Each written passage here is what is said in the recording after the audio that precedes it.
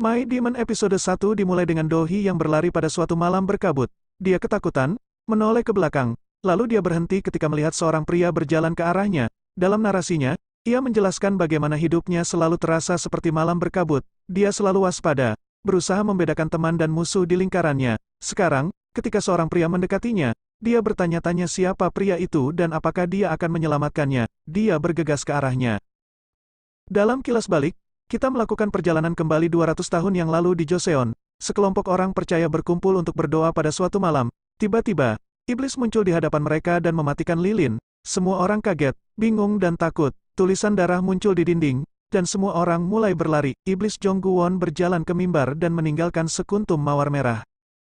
Dia meraih salib di dekatnya dan berjalan ke arah seorang gadis kecil yang sedang memperhatikan. Uskup kembali untuk menyelamatkan gadis itu, tapi Guwon memberinya salib. Dia kemudian keluar secara dramatis dan berapi-api dan memuji dirinya sendiri.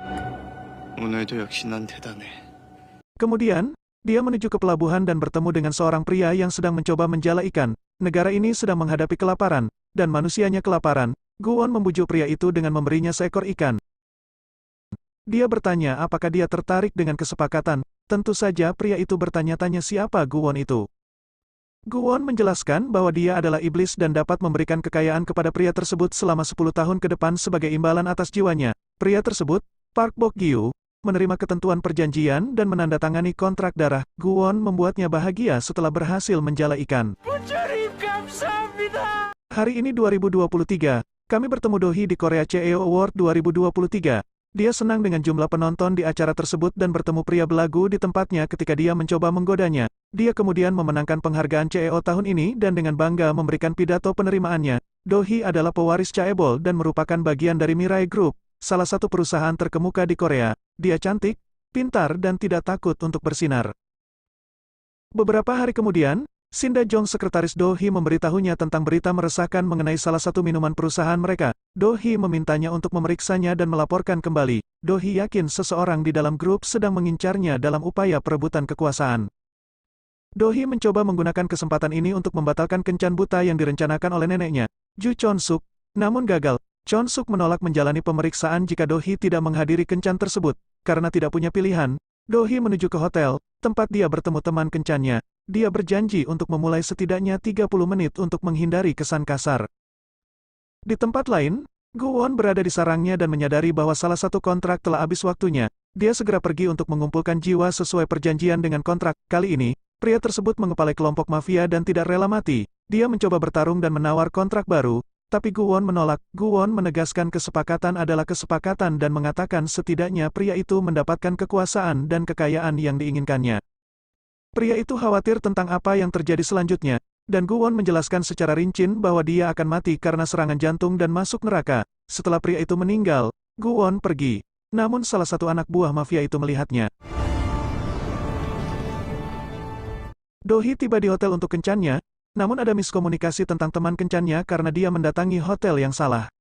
Di sini, dia menyela Guwon, yang sibuk memanjakan dirinya sendiri. Guwon tidak senang dengan gangguan itu dan bingung ketika Do-hee mengatakan mereka seharusnya berkencan. Saat Do-hee terus menyebut neneknya sebagai yang maha kuasa, Guwon bertanya-tanya mengapa dewa itu repot-repot mengajaknya berkencan. Pada saat dia menyadari apa maksudnya, semuanya sudah terlambat. Dia menolak untuk pergi. Do-hee menganggap Guwon tampan tapi kasar. Dia bertahan dengan kencan konyol ini demi neneknya. Semakin mereka mencoba untuk berbicara, semakin marah masing-masing. Guwon ingin kedamaiannya kembali, dan Do-hee ingin mereka meluruskan cerita mengapa kencan mereka gagal. Dia menyadari mereka bahkan tidak memperkenalkan diri, jadi dia menyerahkan kartu namanya kepada Guwon. Awalnya, Guwon ragu untuk memberikan kartu namanya tapi akhirnya memberikannya. Ternyata saat dia tidak bekerja sebagai iblis, dia menjalankan Yayasan Sunwol. Yayasan ini mendukung seniman tradisional dan secara teratur menghasilkan pertunjukan tradisional yang luar biasa. Guwon tersinggung karena Do-hee tidak mengakui yayasannya dan bertanya mengapa dia begitu tidak berbudaya. Dia menunjukkan bahwa dia sibuk menjalankan perusahaan yang besar dan sukses dan mencoba mengelola peperangan modern dalam hidupnya. Dia pikir Guwon ditipu untuk menghadiri kencan tersebut dan menganggapnya lucu. Dia menyimpulkan dia mungkin memiliki masalah besar jika pihaknya harus bertindak sejauh itu. Guwon mengatakan bahwa dia membuatnya gugup. 30 menit berlalu, dan Do-hee mengakhiri pertemuan itu. Bersamaan dengan perginya Do-hee, para mafia menerobos masuk ke dalam untuk menyelesaikan masalah dengan Guwon. Kue pesanan Guwon hampir jatuh menimpanya. tapi Guwon turun tangan untuk menyelamatkan kuenya. Do-hee mengira dia menyelamatkannya. Dia juga terharu, mengira Guwon memberinya kue karena ini adalah hari ulang tahunnya. Jantungnya berdebar saat dia memeluknya. Dia segera sadar dan minta diri untuk menggunakan kamar kecil. Saat Do-hee sibuk tersipu dan mencoba menenangkan dirinya di kamar kecil, Guwon menangani para mafia. Dia menggunakan kekuatannya untuk memasukkan orang-orang itu ke dalam koran satu persatu. Tetapi kemudian melepaskan mereka. Dia kesal karena mereka merusak kuenya dan mengganggu waktunya. Begitu Do-hee kembali, dia terkejut karena kuenya sudah disentuh. Dia bertanya mengapa Guwon memulai tanpa dirinya yang ulang tahun. Guwon mengklaim tidak mengerti apa yang dia bicarakan. Dia tidak tahu atau peduli bahwa ini hari ulang tahunnya dan hanya ingin waktu luangnya kembali. Do-hee terluka oleh kata-katanya dan memperingatkan dia untuk tidak bersikap kasar jika mereka bertemu lagi. Dalam perjalanan pulang, Do-hee memikirkan bagaimana neneknya bisa menjebaknya dengan orang brengsek itu. Dia kemudian bertanya pada Da-jong tentang artikel itu. Da-jong telah menyelidikinya dan menemukan bahwa No Suan, CEO Mirai Apparel berada di baliknya. Do-hee sedih karena seseorang di keluarganya selalu mengganggunya. Dia diadopsi oleh Chon-suk ketika orang tuanya meninggal, dan meskipun anggota keluarga lainnya bersikap ramah terhadapnya, dia tahu mereka berencana melawannya. Keluarga tersebut terdiri dari No Suk-min, CEO Mirai Electronics, istrinya, Kim Sera, Managing Director Mirai Electronics dan putra mereka yang pemalu, No Do-gyeong. Kedua, kita memiliki No Suan dan putra kembarnya. Terakhir, kita memiliki Jo Seok-hun, keponakannya. Dari semua orang ini, Chon-suk hanya mempercayai Do-hee, dan ini membuat marah anggota keluarga lainnya. Karena alasan ini, Do-hee selalu diawasi dari belakang. Dalam perjalanan kembali setelah kencan tersebut, dia mendapat panggilan misterius dari penelepon anonim. Penelepon tersebut mengatakan bahwa dia memiliki informasi berharga yang dapat membantunya menjadi ketua Mirai Group. Do-hee menjadi semakin curiga dan meminta Da-jong memeriksa jadwal Suan. Dia kemudian mendapat pesan samar dari Chon-suk yang mengucapkan selamat tinggal. Tentu saja, Do-hee khawatir dan bergegas ke rumah sakit. Dia sedikit kesal saat mengetahui neneknya mengerjainya. Chon-suk ingin merayakan ulang tahunnya dan mendampinginya. Kita mengetahui bahwa orang tua Do-hee meninggal pada hari ulang tahunnya 20 tahun yang lalu. Dan sejak itu, dia tidak lagi merayakan hari tersebut. Chon-suk berpendapat sudah waktunya mengubah tradisi ini dan juga menikahkan Do-hee. Dia ingin Do-hee menemukan seseorang yang bisa mendampinginya saat Chon-suk meninggal nanti. Untuk menegaskan maksudnya, dia memberi Do-hee 2 cincin, satu untuk calon suaminya dan dirinya sendiri. Do-hee dengan sabar menjelaskan dia tidak ingin menikah. Chon-suk bertanya apakah kencannya berjalan lancar, dan Do-hee menjawab itu buruk. Chon-suk khawatir Do-hee tidak menyukai teman kencannya karena penampilannya, dan Do-hee mengatakan yang dimiliki pria itu hanyalah penampilan. Da-jong menyela mereka dan mengumumkan jika manajer agen perjodohan salah memberikan nama tempatnya. Di tempat lain, Guwon tetap menjalankan yayasannya seperti biasa. Park Bok-gyu dan Ga-yong ada di sisinya. Dia menerima telepon dari Da-jong, meminta maaf atas kebingungan dan menawarkan kompensasi. Guwon dengan singkat mengatakan tidak perlu dan menutup telepon. Chon-suk terkejut dengan sikapnya dan memutuskan untuk mengajak Do-hee kencan buta lagi, tapi dia kehabisan ruangan.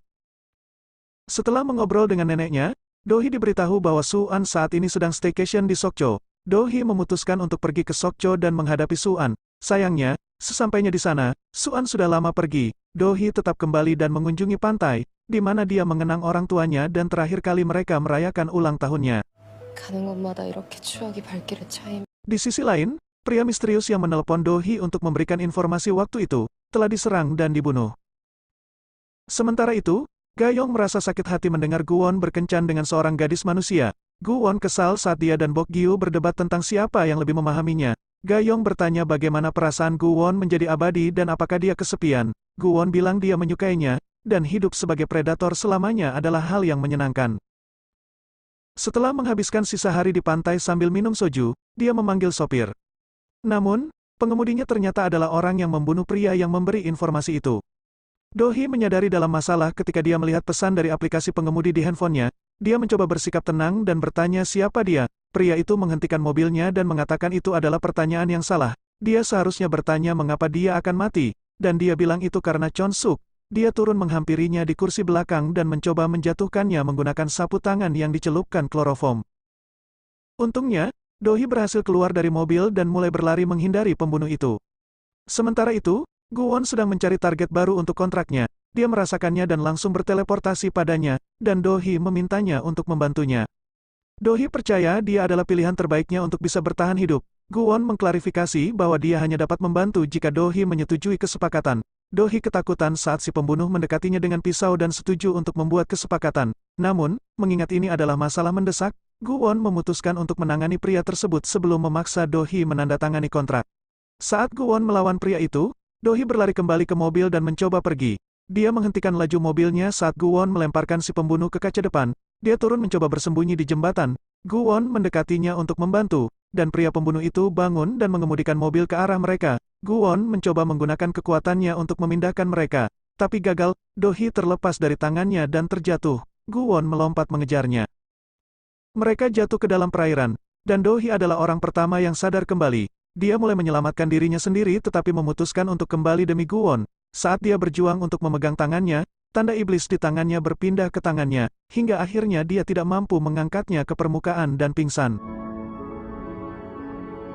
Mereka kemudian terbangun di darat, dan Do-hee senang mereka masih hidup. Namun, Guwon bingung dengan tanda salib iblisnya. Dia semakin terkejut melihat tanda di tangan Do-hee. Dia meraih tangannya, dan air dari belakang mereka mulai naik perlahan, dan waktu tiba-tiba melambat. Episode berakhir dengan Guwon dan Do-hee saling menatap saat tetesan air di belakang mereka membuat air mancur yang indah dan mengalir membeku dalam waktu.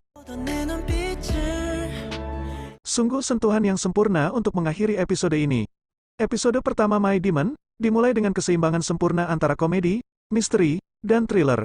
Pertengkaran di antara para pemeran utama itu lucu dan merupakan bukti chemistry mereka yang luar biasa. Sinematografinya, terutama di adegan terakhir, juga sempurna, dan visual yang mencolok dari para pemeran utama termasuk bonus lainnya. Episode ini berhasil memenuhi hype yang diterima acara tersebut sejauh ini, dan kami hanya bisa berharap episode ini akan mempertahankan momentumnya. Mengenai ceritanya, kami baru saja memulai, tapi kelihatannya sangat menarik. Kami menantikan untuk mengetahui mengapa si pembunuh menyalahkan Chon-suk atas percobaan pembunuhan Do-hee. Apa yang Chon-suk sembunyikan? Apakah dia ada hubungannya dengan kematian orang tua Do-hee? Ada juga perebutan kekuasaan dalam keluarga, dan akan sangat menarik untuk melihat apa yang terjadi selanjutnya. Sejauh ini kita tahu Su-an sedang bergerak dan menunjukkan kartunya, tapi bagaimana dengan pihak lain? Kapan mereka akan membuka kedoknya? Kami tidak sabar untuk mengetahui lebih lanjut tentang Guwon. Dia terbiasa abadi dan memiliki kekuatan. Apa yang akan dia lakukan sekarang? Dan bagaimana dengan kesepakatannya dengan Do-hee? Secara teknis, mereka tidak pernah menyelesaikan detailnya atau menandatangani kontrak. Jangan lupa nantikan episode selanjutnya. Buat yang suka, jangan lupa di like, komen dan subscribe.